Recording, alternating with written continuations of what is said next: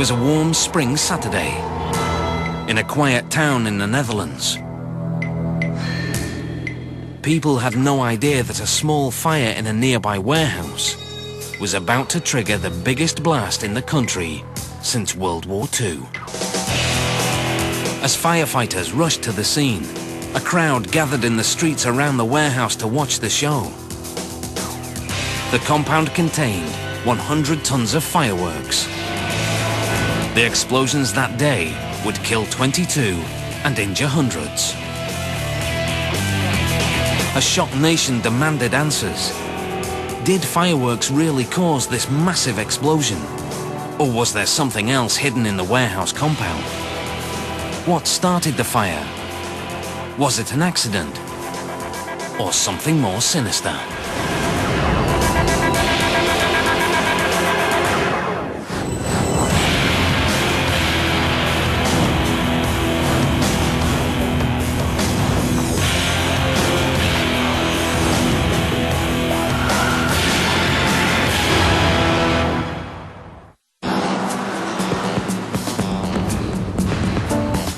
Saturday, May the 13th, 2000. In Enschede, a small town in the Netherlands, it was a spectacular spring day. The streets and cafes were full, and the sun baked the town from a cloudless sky. The Dutch Mapping Authority had a clear view of the area that day. At 2:30 in the afternoon, the first signs of trouble appeared. A few wisps of smoke at the north end of town. They were rising from an old industrial quarter, now at the center of a residential suburb. Suddenly, fireworks burst into the afternoon sky, attracting a crowd of onlookers. Local cameramen Gerrit Poorts and Jack Huygens were also drawn to the scene. We got a fire and a free fireworks show. I said, who sets fireworks off? What's crazy guys doing that? Gerrit and Jack's pictures would come to play a crucial role in unraveling the tragedy that was about to strike Enschede. Firefighters were already on high alert. An arsonist had been setting fires in industrial buildings over the previous few months. The firemen rushed to the SE Fireworks warehouse. But as the fire engines got close, they were blocked by a crowd of onlookers. Johan Bosch was one of the first on the scene. En de mensen die weigerden gewoon. Het was zo'n mooi schouwspel om overdag vuurwerk te zien. Police finally pushed the crowd back 300 meters. Danny de Vries, another local cameraman, searched for a vantage point. Nobody thought that a clear view of the fire would put them in the path of an explosion. And everybody was just standing and laughing, and yeah, it was like a kind of reunion of the neighborhood. A photographer with a reputation for risk-taking, Marcel van Nieuwenhoffen, went inside the compound looking for an exclusive shot. That shot would cost him his life. Gerrit Poorts and Jack Huygens took their cameras to the roof of a nearby building for a high-angle shot. Gerrit is staying here. I was over here. And I was over there, in the lower level. And Gerrit is filming here. Not more smoke. Then it's coming from a barbecue. Andreas Schulte led a second team of firemen into the storage compound. Initially, he thought everything was going to be okay. En het bandje, wat de inschatting is zo goed als onder controle. He had no concept of the real dangers.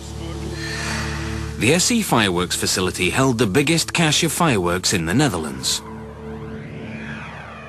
There was one main building, plus 16 steel shipping containers, and 7 reinforced concrete bunkers. Fire Chief Andreas Schulte and 2 firemen were standing on this bunker. And a lone firefighter was on this roof. The primary fire was burning in the central assembly room of the main building. Gerrit and Jack were shooting from this rooftop. At the police line was Danny de Vries with his camera. Inside the compound was Marcel van Nieuwenhoven with several firemen, who had no idea what was about to hit them.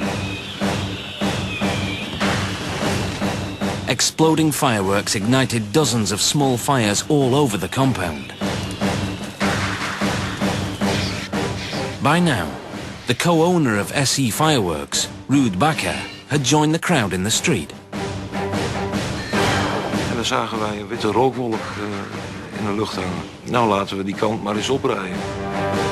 He was the only person who really appreciated the danger of the situation. Waar zijn jullie in godsnaam mee bezig? Ik zeg, we moeten hier per direct weg. Back on the roof, Andreas Schulte heard something terrifying. Toen begon er een beetje gerommel. Er kwam steeds meer vuurwerk uit bunkers weg. En aan de rechterzijde van mij, vanuit de containers, begon het een heel vreemd geluid te geven. Nou, mijn gevoel zei toen op dat moment van, we moeten hier weg. He and his two colleagues retreated from the roof. Down below them, the other team was forced to abandon the blazing bunker. Marcel van Nieuwenhoven, still hoping for his scoop, was hanging back. 100 meters away on the rooftop, the two cameramen saw no warning signs of the pending disaster. The crowd on the street continued to swell. But inside the compound, the firemen were running for their lives. The scene for a disaster was set. The SE Fireworks facility was about to explode.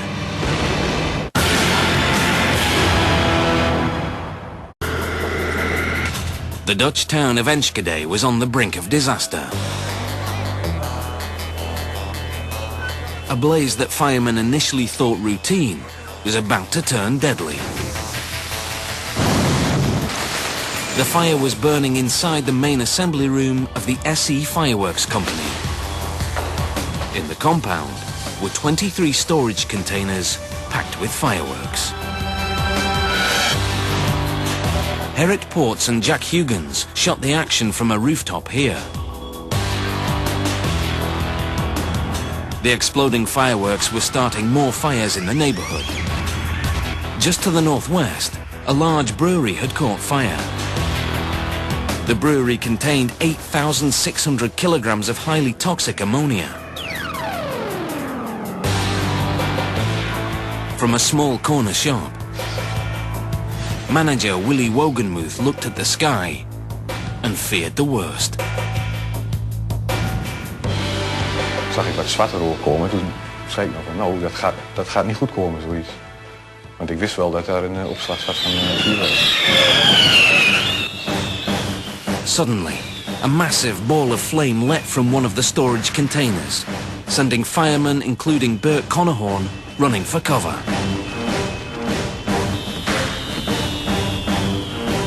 Daarbij ben ik gaan vluchten en ik heb dekking gezocht achter de ladderwagen. Samen met een collega en een politieagent. One fireman remained in the open, standing alone on a storage container. An explosion ripped through the compound, shocking Fire Chief Schulte.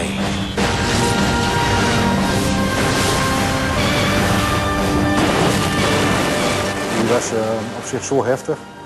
Kijk, in één keer, ja, die auto is een halve meter opgetild. Blijf filmen, Gerrit, hè? On the rooftop, Gerrit and Jack took the full force of the shockwave. I fell down and Gerrit is laying below here on the ground at one hand above. I had my camera something like this. I made it open so I was looking like, oh, what's going on, like this. On the streets below them, panic ensued as the crowd was pelted by flying debris. As photographer Marcel van Nieuwenhoven tried to flee, the shockwave threw him to the ground. Danny de Vries kept shooting. I run across the street to a house over there, and I'm standing in the garden in front of a window, and turn around again and keeps filming.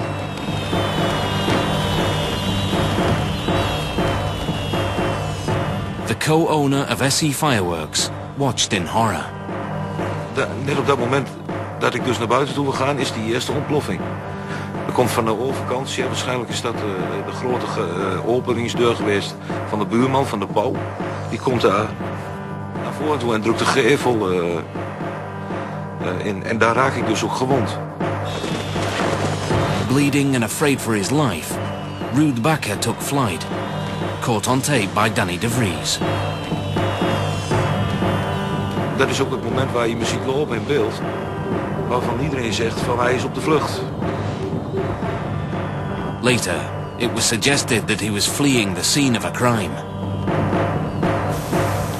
Inside the SE Fireworks compound, the blast was far more intense. Toen de explosie over was, dacht ik van het is weer rustig. Zag ik aan de overkant in een woning zag ik dus een man liggen. The injured man was intrepid photographer Marcel van Nieuwenhoven. As Bert Connahorn moved in to rescue him, he was blown off his feet. A second blast, 6 times more powerful than the first, ripped through the compound, setting off an explosive chain reaction in the storage containers. Ik realiseerde me, ik vreesde dat ik onder de puin lag. De eerste wat ik aan dacht was, een lawine. Ik dacht, ja, maar dit wil ik niet, hè. Dit is kap met einde die weer is, dus ik wil hier gewoon onderuit.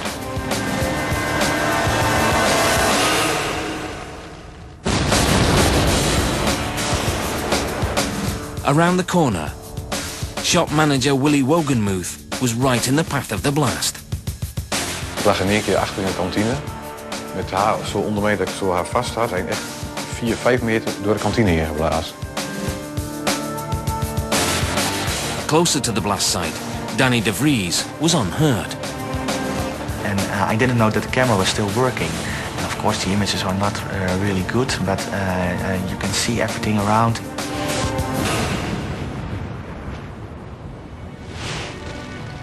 In the rubble, fireman Johan Bosch spotted a colleague staggering to his feet. En dan keek ik om me heen. En dan was het allemaal maar rook en heel onbeschrijfelijk. Ja, niet begrepen wat er aan de hand was. Dan loop je dus in het donker de ladderwagen verlaten. Staat daar in één keer de zon, staat er voor je. Oftewel een zwaar, een collega. Die aan alle kanten niet uit zijn hoofd erop. Helemaal grijs en rood is. En ja, je ziet zo'n beetje in de film. Ik heb er eentje tegen gezien. Dat was Bert.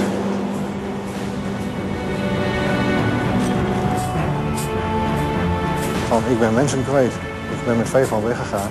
En bij de brandweer is het zo, ik kom ook met 5 man terug.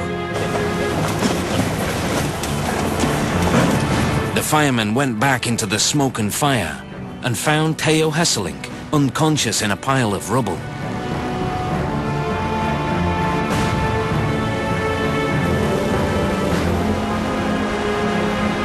En we hebben hem 50 meter verplaatst ongeveer in een veiliger gebied. En ik heb geprobeerd te reanimeren, maar de broeder kwam en zei van hou maar op, dat lukt niet meer. En toen ging voor mij eigenlijk ook een beetje het licht uit.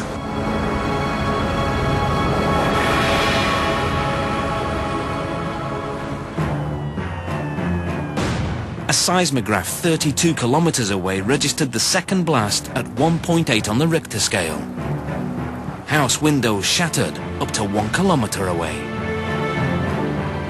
Thousands of civilians and several firemen were unaccounted for in the immediate aftermath. Soon that Jack and I realized what was going on, there was a smell in the air, and we almost immediately said to each other, "That's the smell of death." Fires burned and the sky blackened with smoke and ash. In what was left of his shop, Willy Wogenmuth confronted a scene of utter chaos. Alle ramen uit het pand. Er kwam ontzettend veel rook het pand in. De mensen waren aan het gillen. Of er zat hier mensen liggen. The street was choked with wreckage. Dead and injured people were everywhere. Er stond een ambulance midden op het kruispunt. En toen zag ik nog één broeder bij lopen. En, ja, die had het zo druk. Die hebben mij zo'n koffer gegeven. Ze zeggen, red je er maar niet eerst, je kunt. Dus we hebben die mensen verbonden. Willy Wogenmuth would be cited for bravery on this day. As would Krish Ganeshi, an off-duty policeman. He was on his way to his mother's house just 150 meters from the explosion. Toen het gebeurde bij de eerste woning. Chris immediately started to rescue people. He rushed to a group huddled in the doorway of a burning house. Toen riep ik ze, want ze hadden zich verscholen. Op het moment dat ze naar de komen, ik begin te lopen met een hele balkon. Als ze waren blijven staan, had je 6, 7 mensen nog meer die het niet overleefd zouden hebben. Before the end of the day, 24 people would owe him their lives. I thought it was an airplane crash. Police detective Ed Rangshire heard the explosions from home. The ensuing investigation was to consume the next 5 years of his life. En heb gekozen om door te rijden naar het bureau van politie. Om daar met anderen het totale onderzoek, de totale hulpverlening op gang te brengen. Ontzettend kwaad ben. Ik wil weten wie mij dit kunstje geflikt heeft. En wie daar geweest zijn. Ik wil weten wie mij dit kunstje geflikt heeft. En wie daar geweest zijn. Emergency services worked quickly to get the injured to hospitals in Enschede and nearby towns. But a firestorm raged through the whole neighborhood, spewing out a plume of smoke visible 30 kilometers away. Firemen couldn't get close to douse the flames. The town of Enschede was in shock. Hundreds had been injured and 22 people were dead.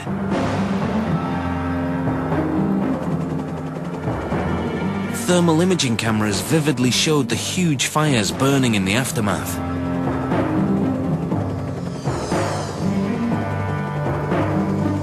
Enschede was scarred. 400 houses torn to pieces. Many factories and shops laid to waste. 2,000 people suddenly homeless. As the flames died down, anger and disbelief erupted. What caused the double explosion? Could it have been sabotage? Arson? What was inside the compound that blew up with such extraordinary force? To Detective Hans Kamperman, Enschede looked like a combat zone. Het deed meedenken aan Kosovo, waar ik geweest ben kort na de bevrijding daar. De reuk van de brandende huizen, de grote vernieling, de hitte die er toen nog was van ook de zon, maar ook van de stenen die nog de warmte uitstraalden. Dat was ontzettend intensief. As bad as it was, the disaster could have been much worse. There were 66 seconds between the two explosions. That gave hundreds of people just enough time to run for cover. And the fire at the brewery was smothered before it spewed masses of highly toxic ammonia into the air. It was days before the blast site cooled down enough for rescuers to conduct a search. No survivors were found. As memorial services for the victims were held, investigators faced colossal pressure to explain what had happened. De enorme informatiestroom om die goed te kanaliseren. De enorme hoeveelheid video en foto's om dat op een juiste manier vast te leggen. It would become one of the largest investigations in Dutch history. We hebben het onderzoek verdeeld in een... We divided it into a tactical investigation, technical and a financial economic, and a leadership investigation. Bestuurlijk onderzoek. En in the beginning we had 100 investigators. Aan het werk. The aerial photographs, taken coincidentally just hours before the disaster, enabled investigators to assemble a detailed plan of the neighborhood. To document the evidence, specialist photographers took a series of 360-degree panoramic images of the disaster area. Transferred to a computer, the digital images could be manipulated to show all aspects of the site.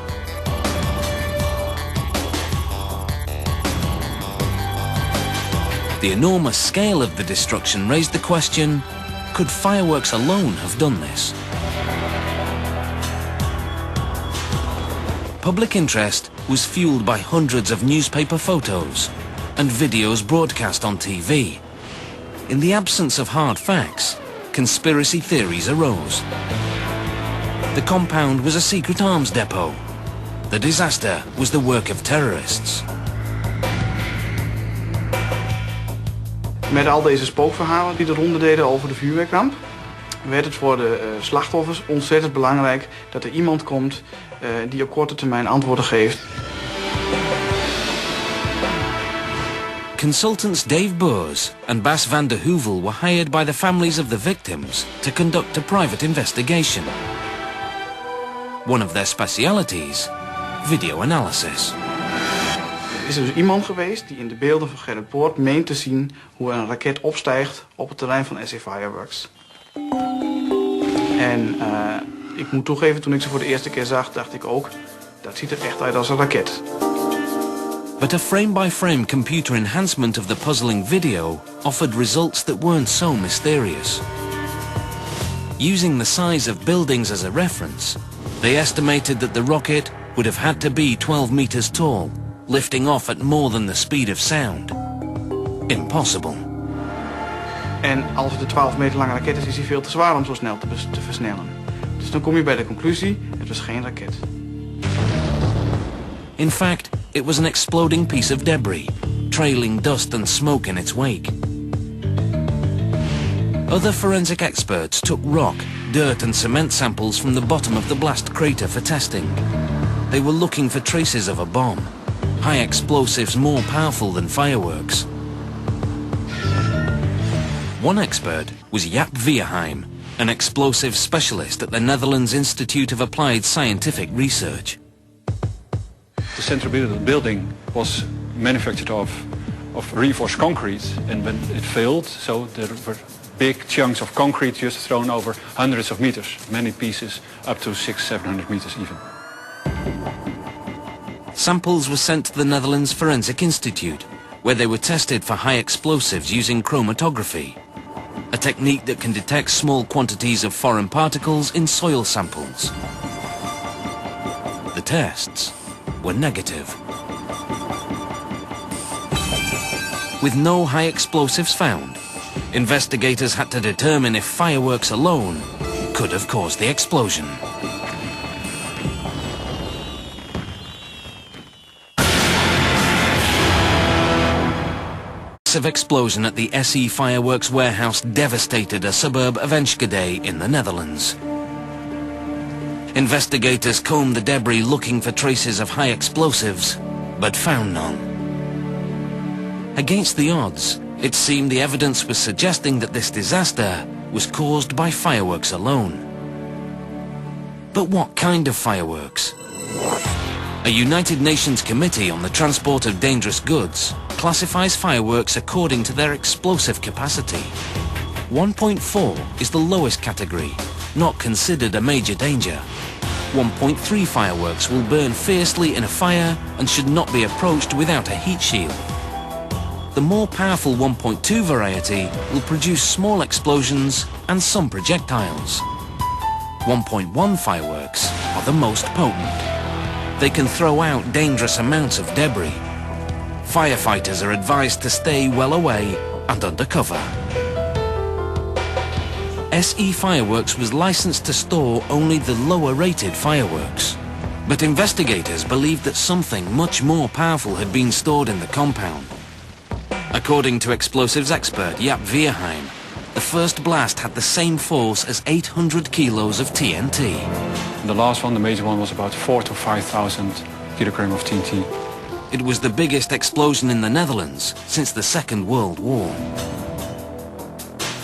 An audit of the company's books indicated there were no high-rated fireworks in storage. Could the paperwork be trusted? Jan Stecklenburg investigated SE Fireworks on behalf of its insurance company. He went to the source of the fireworks, a Chinese factory, where he found a crude assembly line.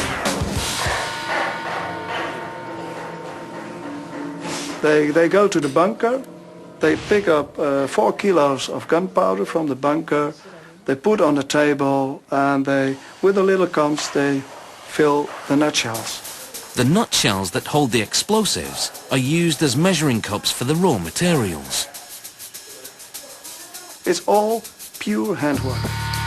And a bigger bang can be supplied for more cash. It's not difficult, if you're looking for that, to go to China and to get fireworks that has more gunpowder in it than what is allowed.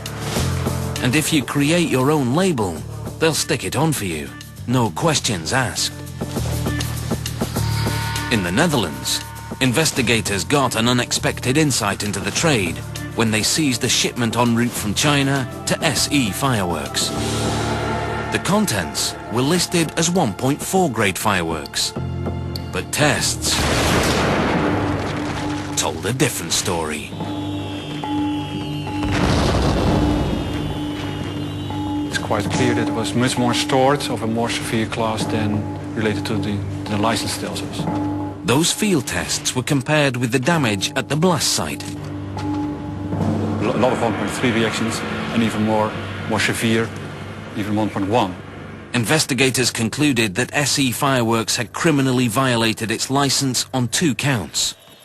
The storage facility was overloaded, and it contained fireworks more powerful than was permitted.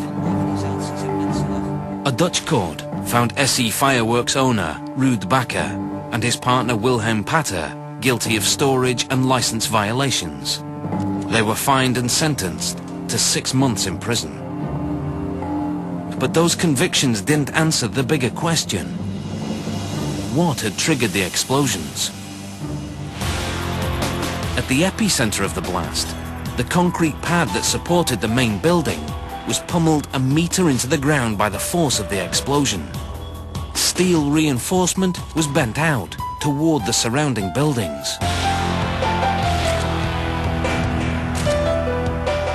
From thousands of photographs, hours of videotapes, and statements from over 2,000 witnesses, investigators were able to put together the sequence of events on the day of the explosion.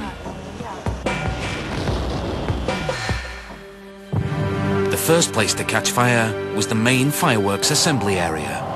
It sent up a plume of smoke, and fireworks shot off in all directions. Next, fires broke out in the surrounding storage containers. The first explosion happened when those containers detonated in a chain reaction. And 66 seconds later, the rest of the compound blew up. But what had started the initial fire that triggered it all? The investigation focused on the fire's point of origin inside the main building. This was where the fireworks were assembled from raw materials: gunpowder, accelerant, and firing tubes. When police interviewed employees of SE Fireworks, 2 theories emerged. They mentioned that the building had been rewired by someone who was not a certified electrician. This person was never identified, but could faulty wiring have started the fire? Workers also reported dangerous handling practices inside the storage area. They reported that nitrated cotton, material that is cut into wicks for fireworks, had been stored in racks beside an electric heater to dry. Nitrated cotton is extremely sensitive to heat. It's meant to be stored wet, wrapped in plastic. It could easily have ignited if placed too close to a heater. However, both these theories were impossible to substantiate. The scale of the devastation was so massive that no evidence could be found for either theory. But maybe the wreckage itself would reveal other clues. Peter de Bruin from the Netherlands Forensic Institute was brought in. The challenge was to find out what happened there, what caused the first fire. High-rated fireworks like the ones that ripped Enschede apart are extremely volatile. They're meant to be stored underground in hardened climate-control bunkers. Exposed to too much heat, there was a strong possibility they could self-ignite. When Peter de Bruin looked at photographs taken before the explosion, something struck him immediately. The massive skylights in the roof of the fireworks assembly building.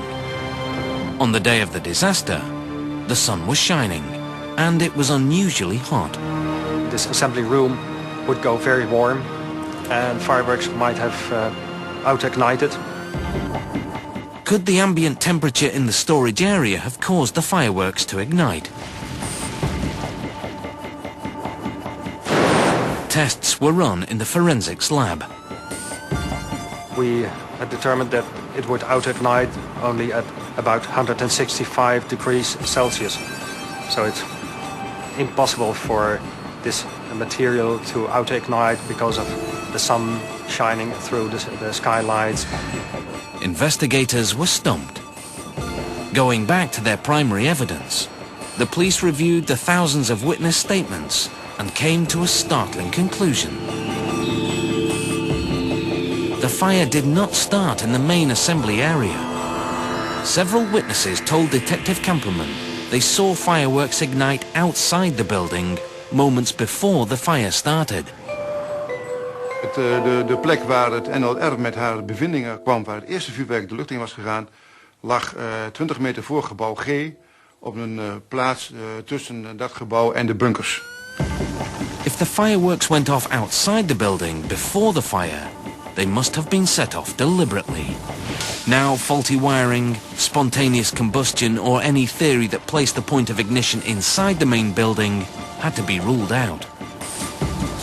Arson became the #1 theory, and the serial arsonist was still at large.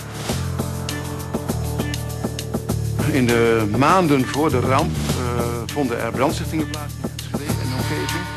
En dat waren voornamelijk brandstichtingen in industriecomplexen, industrieterreinen. Grotere bedrijven werden in brand gezet. But the fire at SE Fireworks didn't fit the arsonist's pattern. He hadn't worked in residential areas before. He had lit every fire at exactly 11 p.m. And he had always left himself an easy escape route. We look at the time difference. We look at the places. We look at the way the arson was done. For me, the difference were too big. So the serial arsonist was ruled out. Investigators had to look for another suspect. They started from the two main criteria for a criminal investigation: motive and opportunity. Investigation's change in direction got out. A wave of new leads came in. The insurance investigator on the case could only speculate. Employees or some burglar or crazy guy. Or maybe the owners themselves. We looked at the owner's backgrounds, so it means you look at the financial stuff. Is there a motive? A careful reading of the company books said no. SE Fireworks was a successful company, and there was nothing to gain from destroying it. After months of investigation, authorities were no closer to finding a suspect. They had established that the fire had started outside the main assembly area, and it was likely to have been set by a person, deliberately or accidentally. Wild theories had surrounded this case from the beginning, and now a new one emerged. Consultant Dave Burrs isolated a few frames of Herrick's footage that seemed to reveal a man dressed in white. Zoals het heet, ging er het gerucht dat er op een dak naast het terrein van SE Fireworks mogelijk een persoon te zien zal zijn geweest. A person still unaccounted for. In the blurry video, a man appeared to stand up, turn around, and then get blown away in the second explosion. Could the man on the roof have been the arsonist? Dave Burrs and his partner estimated the size of every object on screen. Then, they divided the distance the man traveled by the length of time it took him. Dan moet deze mogelijke persoon beweegd hebben, verticaal met een snelheid van meer dan 180 km per uur. Nou, dat kan helemaal nooit een persoon zijn geweest. In fact, it was a twisting puff of smoke from the exploding fireworks. Another dead end. The trail of what or who caused the terrible explosion at Enschede seemed to have gone completely cold. But finally, months later, police got a lucky break. A fresh case of arson led investigators to a local man, André de Vries, who'd been arrested for torching his own car. When they questioned him, police also asked de Vries where he'd been on the day of the explosion at SE Fireworks. Police believed that his alibi didn't stand up. En hij hing een verhaal op die aan alle kanten rammelde, bleek achteraf. In the initial investigation, police had pulled about 20,000 mobile phone records, looking for people who had made or received calls in the vicinity of SE Fireworks at the time of the disaster. Now that police had a suspect, they rechecked those records. It appeared that André de Vries had made a call immediately after the explosion. And before long, the web around de Vries drew tighter. Police seized his clothing as evidence when he was arrested for setting fire to the car. Among them was a pair of red shorts. And those red shorts drew a straight line right back to the SE Fireworks explosion. We hadden een getuige die iemand had weg zien lopen in een kort rood broekje. The shorts were sent to the Netherlands Forensic Institute for testing.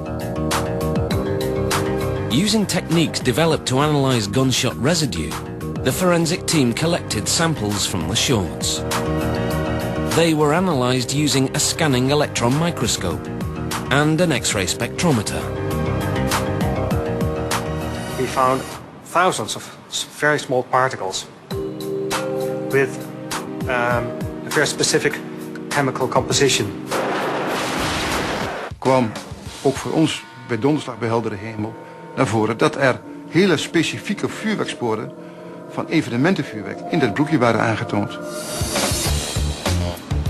The explosive chemicals in de Vries' clothing were compared to the chemical residue embedded in the earth at the blast site. The particles on the clothes were very similar to the chemical composition of the fireworks we found at the premises of SE Fireworks afterwards. Then, the quantity of particles on the red shorts was compared with the quantity of particles found on the clothes of a fireman and several victims killed close to the blast. On none of these clothes we found as much fireworks residues as on the clothes of this suspect. It was of a very different order of magnitude. But the forensic evidence was even more damning. Fireworks contain two types of explosives. One charge propels the device into the air, and the other produces the colourful explosion. Forensic investigators found significant traces of both explosives on André de Vries' shorts. So police investigators now believed that André de Vries was in the assembly area when the fire began. So something very strange must have happened there. Our conclusion was that this person must have been very, very close to the site of the incident. And that made the owner of the shorts the prime suspect. De Vries told police he must have picked up the residue whilst watching a fireworks show on a recent trip to the Greek islands. But that story didn't add up either. We zijn in Kreta geweest. De afstand tussen waar hij stond en waar het vuurwerk werd afgestreken was zo groot dat hij nooit daar enig spoor van in zijn kleding kon hebben opgenomen. And other witnesses said De Vries was wearing trousers during the fireworks display on Crete. Police now believed André De Vries was at SE Fireworks the day of the explosion, either stealing fireworks or setting them off, when something went wrong. If one of the fireworks accidentally shot into the assembly room, it would have triggered the massive explosion. De Vries was arrested. In jail, he confessed to an undercover police officer that he was the one who had set the fire that started it all. A year and a half later, based on the evidence presented in court, De Vries was convicted and sentenced to 15 years in prison. When he heard the verdict, De Vries went berserk and had to be restrained by bailiffs. It seemed that investigators could close the book on the case of the Enschede disaster. The fire was started by a firework set off in the storage compound of the fireworks company. The facility had not only been overloaded, but also contained fireworks more powerful than its license allowed. It appeared the mystery was solved. But was it?